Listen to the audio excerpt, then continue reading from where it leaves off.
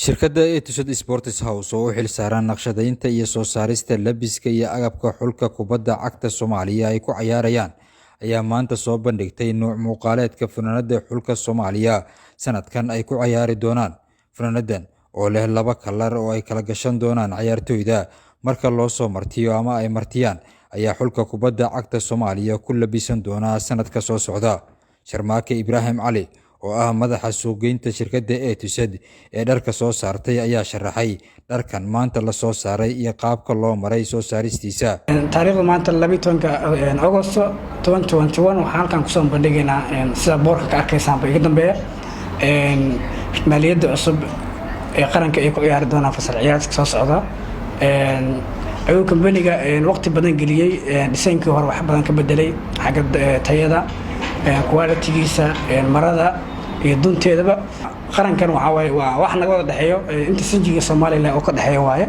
sanadadii ugu dambeeyay maaliyadda uu ku dheelayay wax badan laga bedelay sida wada arkaysaan bilicdiisa quality-ga dharka ahaan wax badan laga bedelay. waana ku faraxsanahay anaga ahaan inaan ka shaqeynay isboortiga iyo saruqaadistiisa agabka isboortiga fanaanad iyo kuma eka oo lagu dheelay match kaliya lagu dheelay kuma eka kambaniga waxyaabo badan la shaqadeeyay. waxaa ka mid ah in agabkii training-ka fanaanadii waa lagu sameynayay hotel dresskii safar ay galayeen qaranka hotel dresska waxay hotelka ku joogayeen fanaanada loo dhisan gareeyay hadda xulka ay hadda gacantooda ku haystaan. track sida jira ayagana loo dhisan gareeyay oo asagna bilicdiisa wax badan laga bedelay. sportigana waa bad waxa waaye wax badan everything-kii oo sportigaas ku saabsanay oo xulka qaranka u baahnaa lahayna kambaniga waxa waaye waa ka shaqeeyay oo diyaariyay.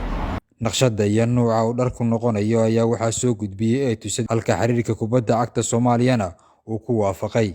naqshadda iyo wax ka bedelidda dharka kambaniga asaas ka lahay xiriirkana tala iyo aragti ku lahay waqti badan ay qaadatay inuu kambaniga soo saaro maradii ugu habooneed oo gashan lahaa qarankeena.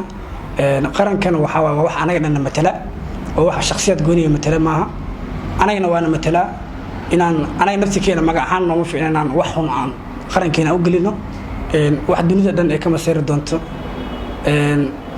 markii safarada dheelay geeminka inaan u sameeynan ku shaqeynay waqti badan aan gelinay.